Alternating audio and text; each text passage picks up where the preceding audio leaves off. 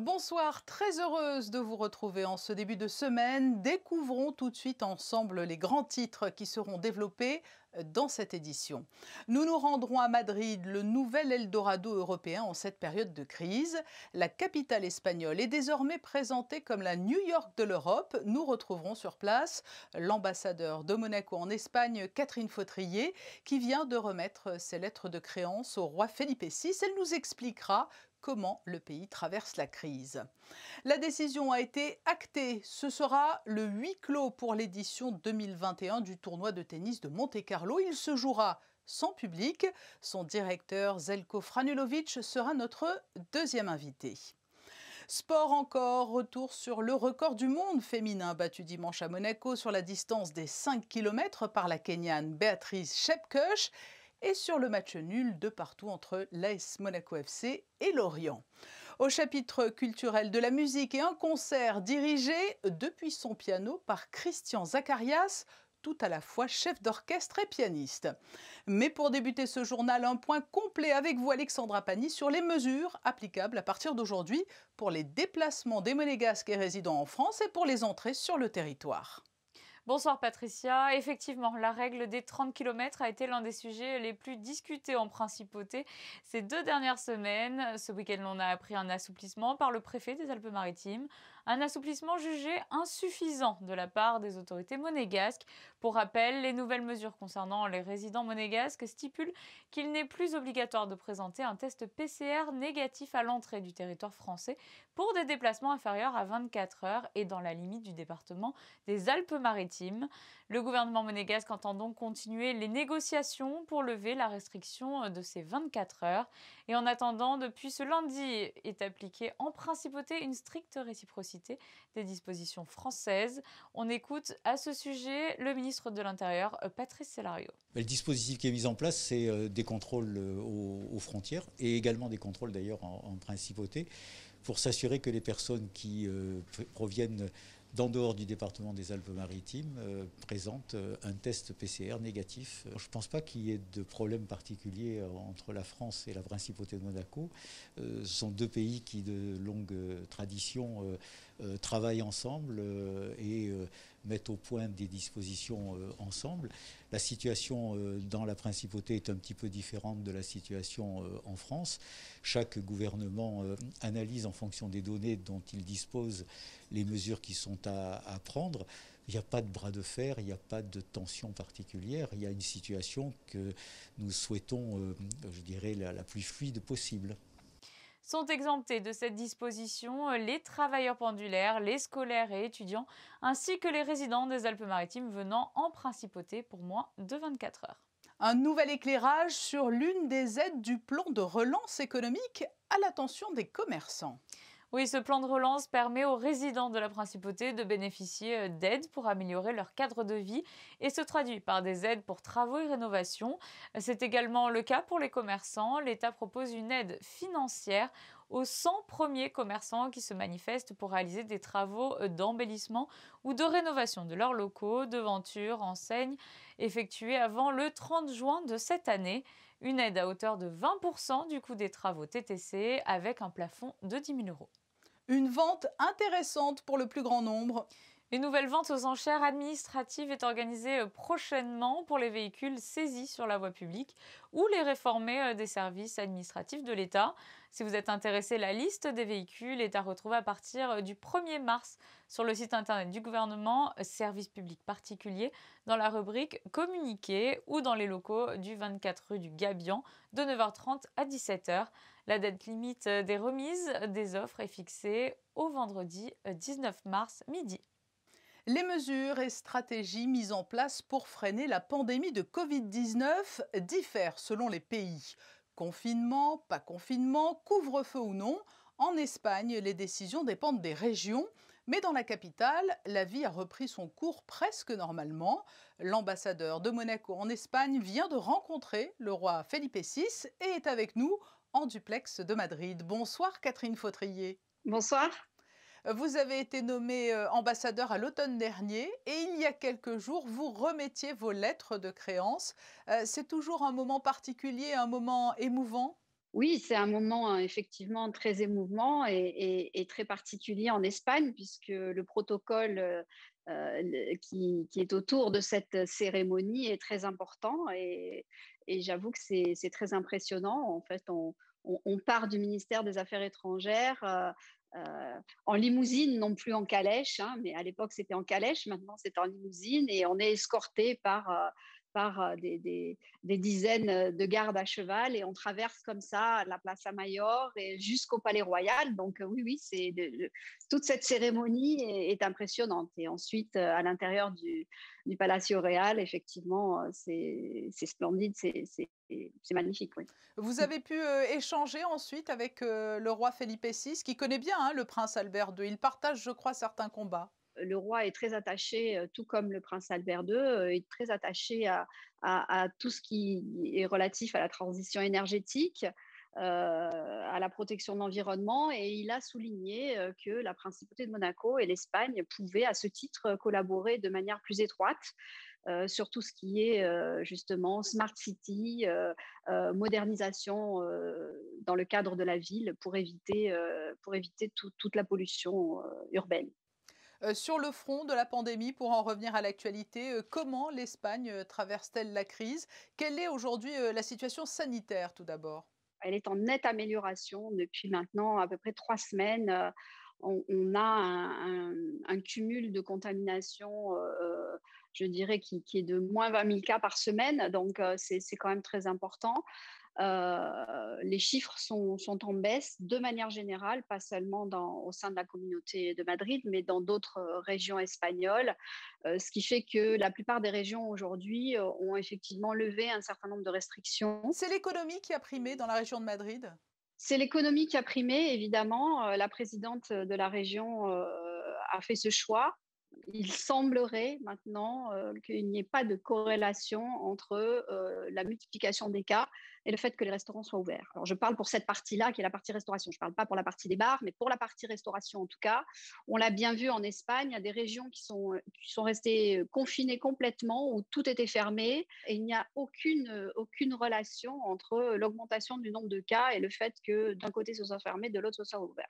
Les hôtels sont ouverts, les musées sont ouverts, la culture est ouverte. Donc voilà, Madrid continue à vivre et je pense qu'aujourd'hui, en tout cas c'est la tendance, les autres régions d'Espagne prennent ce chemin-là. Le fait que la culture n'a jamais arrêté, c'était quelque chose de très important.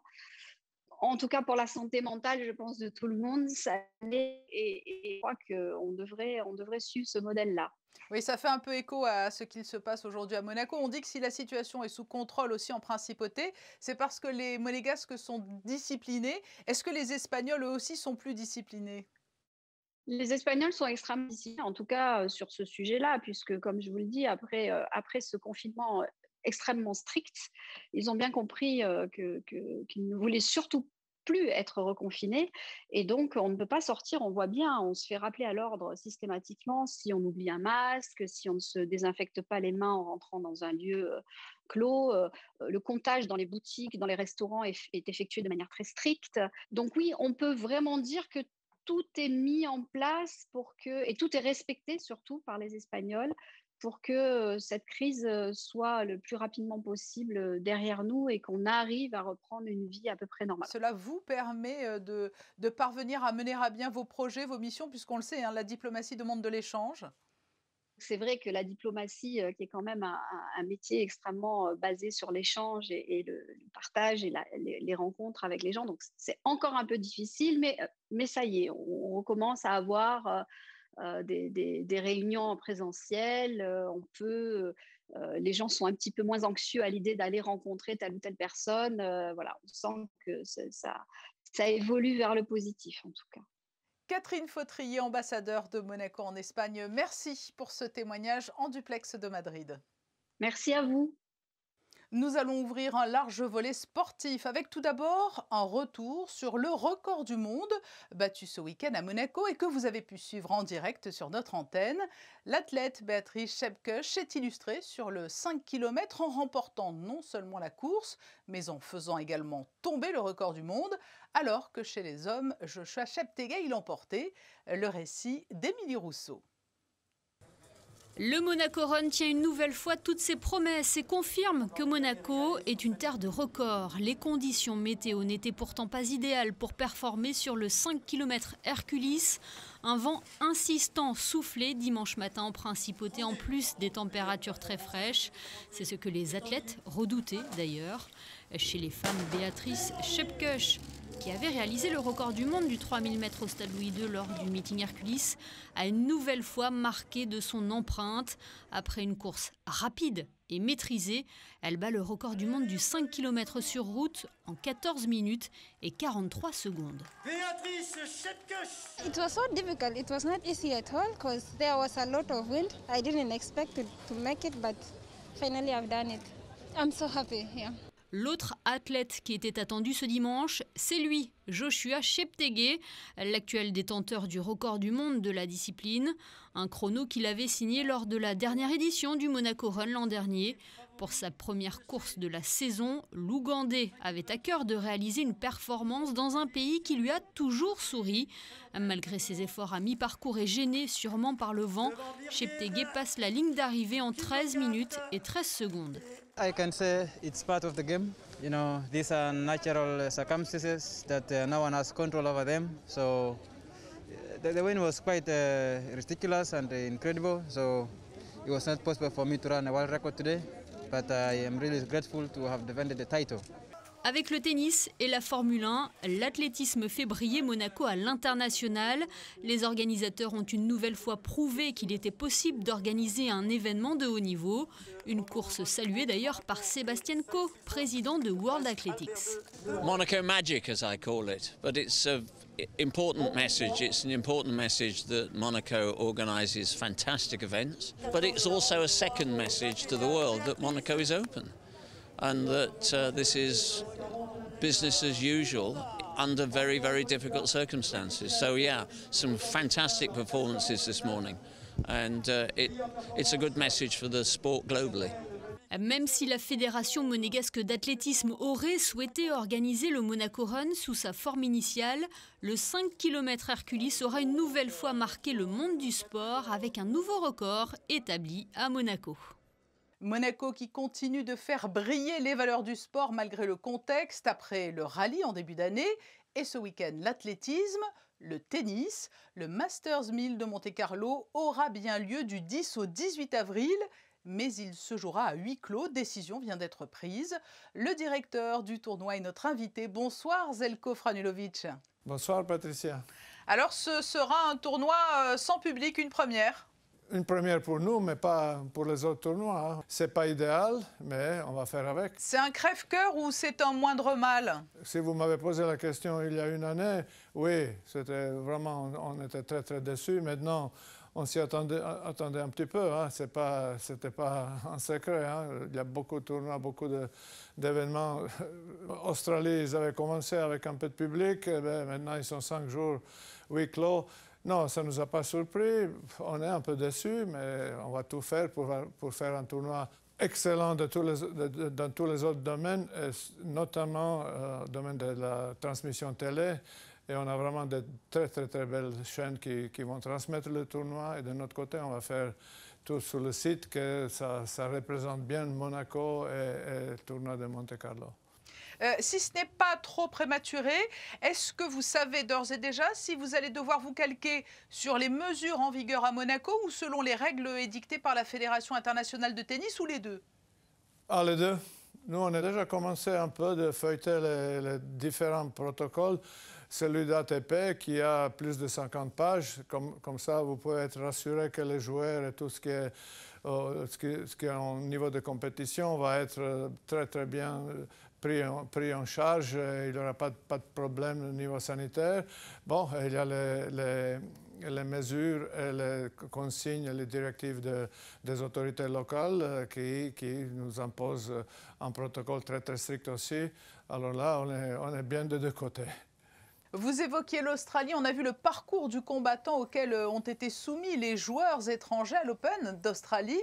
Les mesures de quarantaine seront plus souples ici, ou vous pourriez vous calquer sur ce qui a été fait là-bas? Mais nous, en principe, on n'aura pas de quarantaine, mais tous les joueurs avant de mettre le pied sur le site, il doit être testé. Et pas seulement une fois, tous les 4 jours, il faut refaire un test PCR.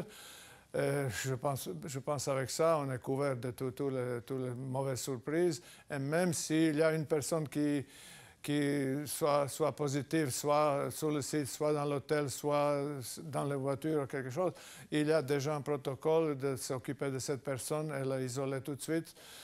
Ça veut dire qu'on risque vraiment rien. Une dernière question qui n'a pas trait cette fois à la Covid. Vous suivez de près les performances des uns et des autres à l'Open d'Australie. Bon, alors ce n'est pas la même surface qu'à Monaco, certes, mais ça donne des indications pour le directeur de tournoi que vous êtes? Écoutez, ça n'a pas changé. Covid ou pas Covid, nous et moi personnellement, par curiosité et surtout pour le tournoi, je suis les performances et les matchs de tous les joueurs, et notamment 10 ou 20 premiers. Ça nous intéresse comment ils jouent, dans quel état de forme, de santé ils se trouvent. Et pour l'instant, il n'y avait pas de grandes surprises. Nadal, comme toujours, il y a quelques petits pépins physiques. Djokovic, il déroule. Thiem, c'est une surprise un peu pour nous, mais bon, la situation sanitaire et puis la situation dans le monde entier, elle n'est pas vraiment normale, je dirais, et il y a des joueurs qui la supportent moins bien ou mieux. En tout cas, pour nous, c'est une indication que tout le monde est en bonne santé et normalement tous les joueurs sont prévus pour le tournoi. Oui, c'est le gage d'une belle affiche à venir, hein, lorsque l'on sait que Nadal, Djokovic, Thiem, tout le monde va bien. Oui. Sport encore avec du football, Alexandra Pani. En effet, Patricia, et l'on peut dire que Monaco a échappé in extremis hier à une première défaite cette année en décrochant un match nul à domicile face à Lorient. Le capitaine a réussi à égaliser dans la dernière minute. Il était l'auteur d'un premier but en 90e minute. Lorient menait alors depuis le début de la rencontre grâce à un doublé de Terem Moffi. Les Rouges et Blancs se rapprochent encore un peu du podium. Prochain rendez-vous dimanche 21 février à 21h au Parc des Princes face au PSG. Prenons de la hauteur, Alexandra. Oui, direction les sommets de Cortina d'Ampezzo qui accueillent jusqu'au 21 février les 46e championnats du monde de ski alpin. Pour la Saint-Valentin, c'était le grand rendez-vous de la descente homme qui a vu s'imposer l'Autrichien Vincent Kretschmeyer après sa victoire en Super G. Et au départ, Patricia, il y avait également un monégasque ce dimanche. Belle performance pour Arnaud Alessandria qui se classe dans le top 30 mondial à la 28e place. Des précisions à présent sur les célébrations cette semaine du mercredi des Cendres. Oui, Patricia, le mercredi des Cendres marque le début du carême. En principauté, les célébrations auront bien lieu. Les horaires s'affichent sur votre écran. Vous pouvez également contacter le diocèse de Monaco. En la cathédrale de Monaco, la messe des Cendres se déroulera à 18h, à l'église Saint-Charles le matin et le soir, du côté de Sainte-Dévote à 3 reprises. À Saint-Martin, 11h30, puis au Sacré-Cœur à 17h45. À Saint-Nicolas, 2 célébrations sont prévues et au Carme, 4 messes seront célébrées. À noter également, Patricia, que pendant toute la durée du carême, sur la page Facebook du diocèse de Monaco, sera mise en ligne chaque jour une courte méditation accessible à tout le monde. Le Monaco Economic Board n'est pas en veille. Effectivement, le Monaco Economic Board a dû interrompre ses missions à l'étranger pendant cette crise sanitaire. Mais pour maintenir le contact avec leurs adhérents, des webinaires sont régulièrement organisés. Le prochain en date est prévu ce mercredi de 11h à 12h30 autour de la Serbie, organisé en collaboration avec l'ambassade de Serbie en France et la Chambre de commerce et d'industrie serbe. Vous pouvez d'ores et déjà envoyer vos questions aux intervenants à l'adresse mebinaire@meb.mc. L'actualité culturelle, le cycle de conférences proposé par la Fondation Prince-Pierre s'est poursuivi cet après-midi au Théâtre des Variétés. La musique était à l'honneur avec Jérôme Bastianelli, écrivain et critique musical. Il a mis en lumière le compositeur Vinteuil, personnage dans la littérature proustienne. Sandrine Nègre et Sylvain Péroumal assistaient à cette conférence. Il occupe une place importante dans le chef-d'œuvre de Marcel Proust, À la recherche du temps perdu. Vinteuil est un compositeur et ce rendez-vous de la Fondation Prince-Pierre a permis d'en savoir plus sur ce personnage dont on ne connaît d'ailleurs pas le prénom. En fait, il y a 2 questions qui se posent quand on s'intéresse à Vinteuil, c'est qui il était, quelle a pu être sa vie, et à quel musicien Proust pensait quand il a décrit sa vie et plutôt même sa musique. En fait, c'est deux questions un peu différentes. Alors sur la première question, en fait, Proust donne assez peu d'éléments. Il dit très peu ce qu'est la vie de Vinteuil. On sait juste que c'est quelqu'un d'assez timide. Quand on le croisait dans la rue, on n'aurait jamais imaginé que c'était un compositeur génial. On ne sait pas grand-chose parce que Proust s'en sert pour accentuer justement cette dichotomie entre quelqu'un de très quelconque en fait dans la vie et un compositeur formidable, génial, audacieux, moderne, enfin tout ce qu'on veut. Alors, qui a inspiré Marcel Proust pour bâtir l'œuvre de ce Vinteuil? Des pistes ont ainsi été présentées, le tout illustré par des extraits musicaux. Il a donné quelques indices en parlant de compositeurs assez connus comme César Franck ou Camille Saint-Saëns, mais quand on creuse un petit peu, on voit qu'il y en a d'autres qui sont plus inattendus. Je vais donner quelques éléments sur la vie de Vinteuil, telle qu'on peut l'imaginer, mais aussi on va passer en revue une douzaine, 13 compositeurs qui peuvent être qui ont eu sans doute une influence sur Proust au moment où il pensait à Vinteuil. Et ce rendez-vous dans l'agenda culturel monégasque et dans le contexte si particulier que nous vivons a de nouveau été apprécié et salué par le public. Il était aussi proposé en direct sur la page Facebook et sur la chaîne YouTube de la Fondation Prince-Pierre. De grands airs classiques ont retenti ce week-end à l'auditorium Régnier 3 avec des œuvres d'Haydn, Mozart et Poulenc. Un concert un peu particulier puisqu'il était dirigé pour partie par le chef d'orchestre depuis son piano. Voyez ce reportage de José Sacré et Alexandra Marangoni.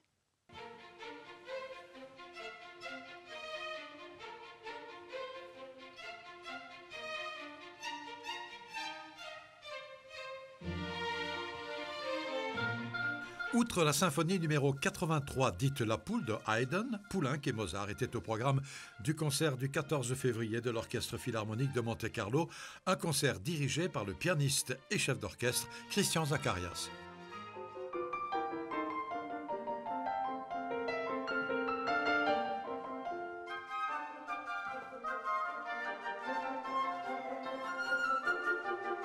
Si vous faites un Mozart qui est tellement lié aux musiciens, qui est de la musique de chambre, un peu agrandie, il y a un esprit, vous savez, il y a une idée. Et moi, je ne dois pas convaincre le chef et les musiciens.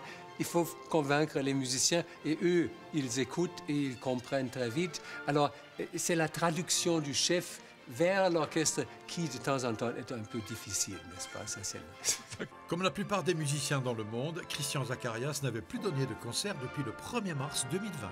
Pour moi, l'année était super, parce que j'ai fait beaucoup de jardinage, on a fait des restaurations dans la maison, alors c'était très actif. Au point de vue art aussi, j'ai préparé une exposition avec un galeriste à Londres qu'on n'a jamais montré, mais le catalogue est prêt. Maintenant, quand la prochaine ouverture vient, on va lancer. Alors, tout ça, c'était les fruits de l'année Covid. Alors, je ne regrette rien, mais je ne sais pas où ça commence dans nos pays, là-haut. Angleterre, Allemagne, Suisse, il n'y en a rien à ce moment.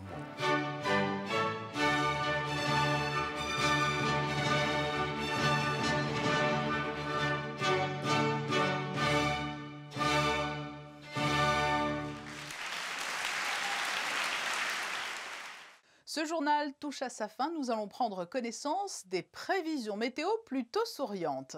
Oui, Patricia, et j'ai une bonne nouvelle pour vous. Les températures seront bien plus agréables pour ces prochains jours. Il fera seulement 4 degrés le matin, mais le thermomètre grimpera jusqu'à 11 degrés dans l'après-midi. Pour la journée de mardi, du soleil au programme avec quelques passages nuageux à noter. Et Patricia, nous célébrerons Mardi Gras en ce 16 février. Ah, tout est permis à Mardi Gras. Nous nous quittons avec la série de photos du jour signée Michael Alési et Stéphane Dana.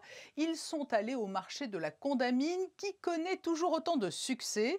Le marché de la Condamine qui sera au cœur d'un reportage dans notre édition de mardi 19h que j'aurai le plaisir de vous présenter. À demain donc, très belle et douce soirée à tous.